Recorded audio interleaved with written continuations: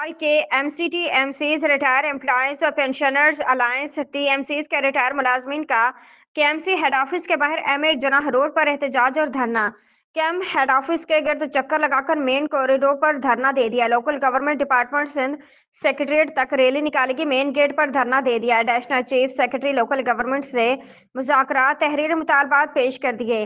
Additional chief secretary local government نے وزیر بلدیات chief secretary Sindh کو مسائل سے آگاہی کا لیٹر روانہ کر دیا۔